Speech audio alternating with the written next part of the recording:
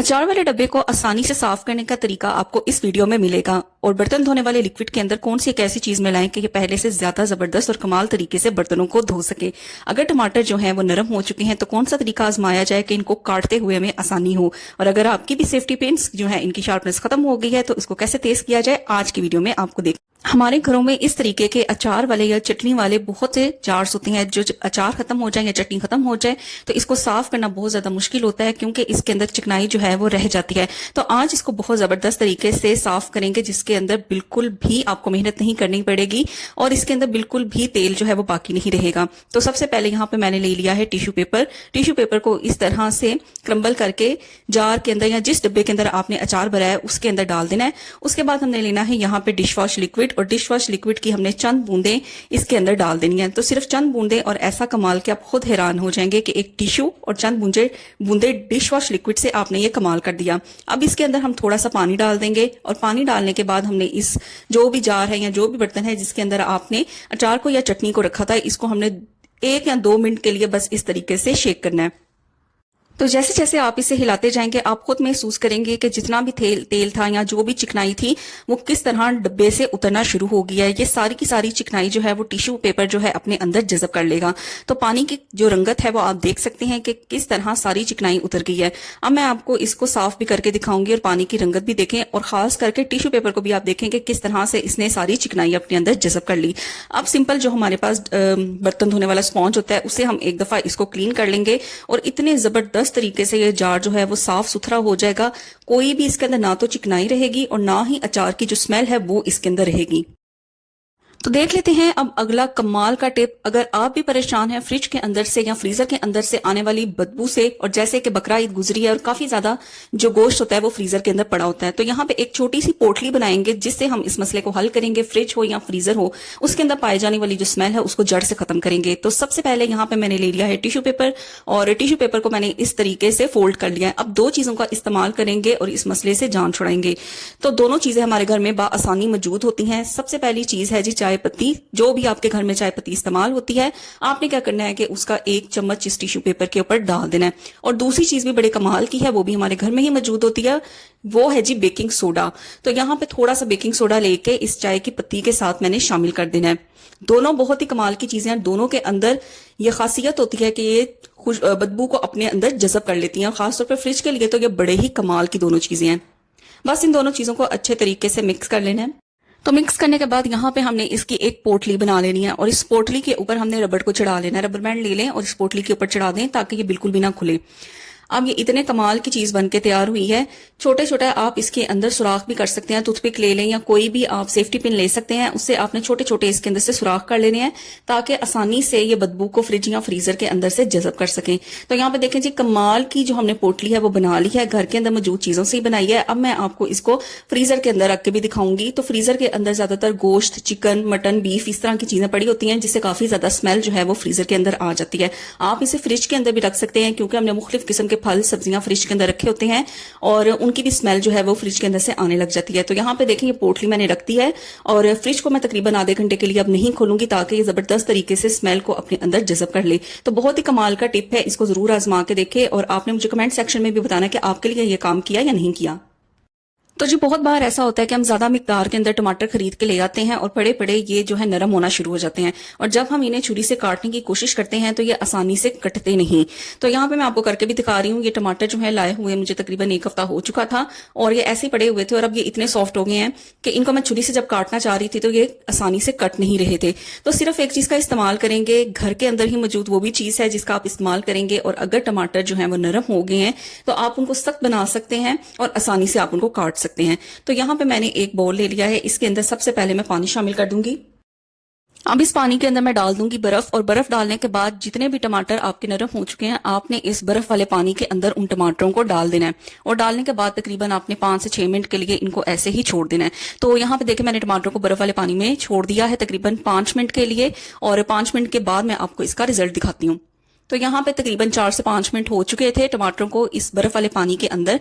अब इनको मैंने देखे महसूस किया ये काफी हद तक जो है वो सख्त हो गए हैं। तो मुझे उम्मीद है कि अब इनकी जो कटिंग है ना वो करनी बहुत ज्यादा आसान हो जाएगी। तो पानी से निकालने के बाद सबसे पहले मैंने इन्हें अच्छी तरीके से खुश्क कर लिया है ताकि कटिंग करने में आसानी हो जाए। तो अब जो पहले टमाटर इतने ज्यादा नरम महसूस हो रहे थे ना, अब काफी हद तक सख्त महसूस हो रहे हैं। तो अब इसकी कटिंग करके देखते हैं।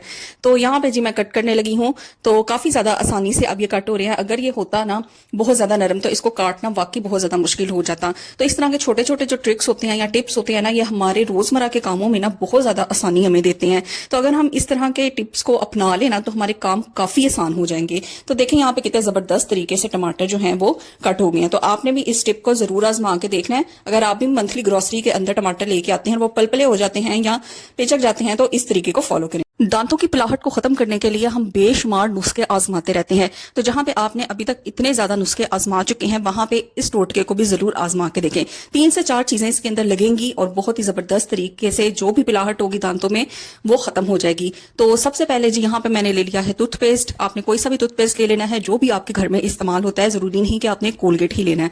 तो मैंने यहाँ पे सेंसोडाइन ली है। उसके बाद यहाँ पे मैं शामिल करने जा रही हूँ इसके अंदर नमक। तो थोड़ा सा इसके अंदर मैंने नमक जो है वो शामिल कर लिया है। तो ये मैं एक वक्त का बना रही हूँ। अगर आपने ज्यादा वक्त का बनाना है तो मिकदार जो है वो सारी चीजों की आप थोड़ी थोड़ी ज्यादा कर लें। उसके बाद यहाँ पे मैंने तीसरी चीज जो ली है वो है बेकिंग सोडा। बेकिंग सोडा के कमालात का तो किस किस को नहीं पता, इतने जबरदस्त इसके फायदे हैं ना। अपनी ग्रोसरी के अंदर ना जरूर लेके आया करें। बस यहाँ पे जो भी टूथब्रश आप यूज करते हैं दांतों को साफ करने के लिए, उससे अच्छे तरीके से इन तीनों चीजों को आपस में मिक्स कर लेना है। एक हफ्ता इस मिक्सचर को आप इस्तेमाल करके देखें और रिजल्ट जो है वो आपको वाजिया नजर आएंगे। इसके लिए जरूरी है कि इसे तकरीबन 1 हफ्ते के लिए इस्तेमाल किया जाए। आप खुद हैरान होंगे कि किस तरीके से इसने दांतों के ऊपर जमी हुई जितनी भी पिलाहट थी उसको कैसे खत्म कर लिया है। देखा, बेसिक सी 3 चीजें हैं जिसको इस्तेमाल करके आप दांतों की पिलाहट से जान छुड़ा सकते हैं। तो चलिए आज की वीडियो का अगला बड़ा ही कमाल का टिप देख लेते हैं जो आपके बहुत ही काम आएगा। तो सबसे पहले यहाँ पे मैंने ले लिया है शॉपर। शॉपर जो भी लेना है, पहले इस चीज का आपने देख लेना है कि इसके अंदर किसी भी किस्म का जो सुराख है वो बिल्कुल ना हो। तो मैंने शॉपर को एक दफा चेक कर लिया था कि इसके अंदर किसी किस्म का सुराख तो नहीं। अब हमने क्या करना है कि इस शॉपर को हमने भर देना है पानी से। तो सिंपल जो टूटी वाला पानी होता है वही हमने इसके अंदर भरना है। तो यहाँ पे तकरीबन 2 ग्लास के करीब पानी जो है वो मैंने इस शॉपर के अंदर भर दिया है। अब इसका इस्तेमाल इतना ही जबरदस्त होने वाला है कि आप खुद हैरान हो जाएंगे कि शॉपर के अंदर के डाले गए पानी का ये इस्तेमाल भी हो सकता है। अच्छे तरीके से पानी डालने के बाद इसको गिरा लगा देनी है। रात को हम किचन को तो अच्छे तरीके से साफ कर लेते हैं और जो सिंक होता है उसको भी अच्छे तरीके से साफ कर लेते हैं, लेकिन जो सिंक का ड्रेनेज पाइप होता है वहां से रात के टाइम छोटे मोटे कॉकरोचेज या कीड़े मकोड़े निकलते रहते हैं।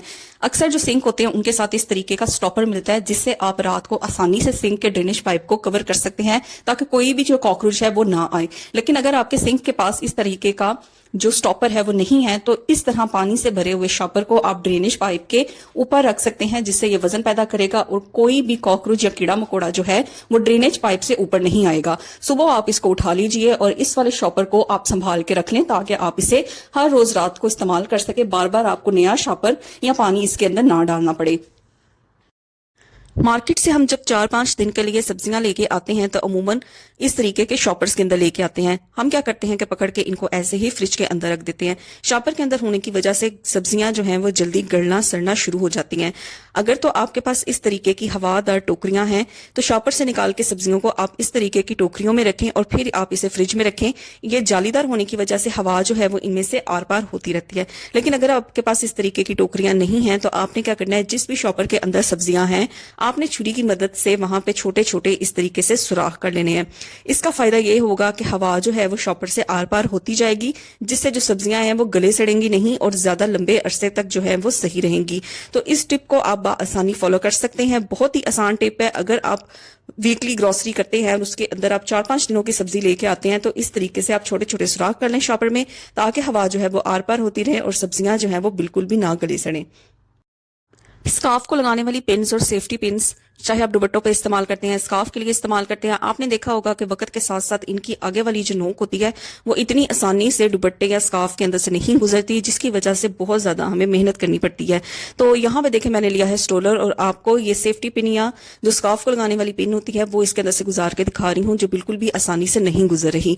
तो 2 चीजों का इस्तेमाल यहाँ पे मैं आपको करके दिखाऊंगी, जिनको इस्तेमाल करने से आप इस तरीके की जो पिन्स हैं या सेफ्टी पिन्स हैं उनकी जो नोक नोक है उसको शार्प कर सकते हैं।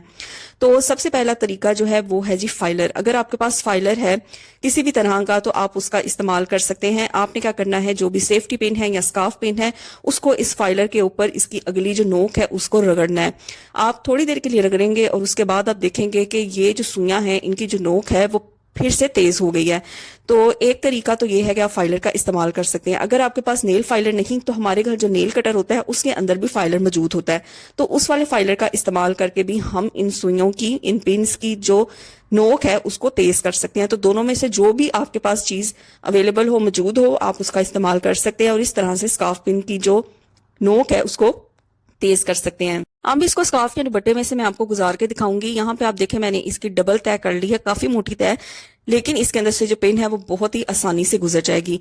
तो यहाँ पे इसको मैं 1/4 और फोल्ड करके आपको दिखाऊंगी कि किस तरीके से ये टिप जो है वो वर्क करता है। तो ये देखें, इसको स्कार्फ को मैंने एक दफा और फोल्ड कर लिया है और कितनी आसानी से इसके अंदर से सेफ्टी पिन जो गुजर रही है। महंगाई के इस दौर में हम चाहते हैं कि हमारा जो डिश वॉश लिक्विड है वो पूरा महीना बाआसानी चले। तो यहाँ पे एक टिप मैं आपको बताऊंगी। आपने क्या करना है कि डिश वॉश लिक्विड के अंदर एक चीज आपने डालनी है जिससे आपका डिश वॉश लिक्विड जो है वो बहुत ही जबरदस्त तरीके से पहले से ज्यादा स्ट्रांग हो जाएगा, बर्तनों की भी अच्छी सफाई करेगा और ज्यादा देर तक भी चलेगा। तो यहाँ पे हमने इस्तेमाल करना है बेकिंग सोडा। तकरीबन 2 से 3 चम्मच जो है यहाँ पे वो मैं बेकिंग सोडा के इस डिश वॉश लिक्विड के अंदर शामिल कर दूंगी। उसके बाद इसके अंदर मैं पानी शामिल कर दूंगी और पानी शामिल करने के बाद इसको मैं अच्छे तरीके से हिला लूंगी।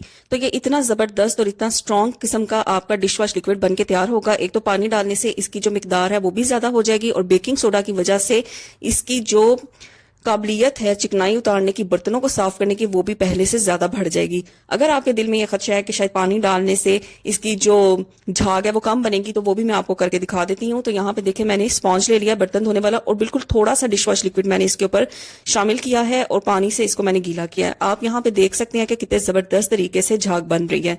तो इसी चंद बूंदों से सारे के सारे बर्तन जो है वो मैं साफ कर लूंगी और बेकिंग सोडा जो है वो कितने जबरदस्त तरीके से चिकनाई को उतारेगा। तो इसी तरह की मजीद मालूमाती वीडियोस और किचन के अंदर काम करते हुए बेशुमार टिप्स एंड ट्रिक्स जो आपके काम आ सकते हैं, घरदारी से रिलेटेड जो भी टिप्स एंड ट्रिक्स हैं जो आपके काम आ सकते हैं, आपको इस चैनल पे मिलेंगे। तो मेरे चैनल मिशी डेली रूटीन को जरूर सब्सक्राइब करें। वीडियो पसंद आई हो तो इसको लाइक करें, कमेंट करें और मिलूंगी आपसे नेक्स्ट वीडियो में। टिल देन टेक केयर, अल्लाह हाफिज।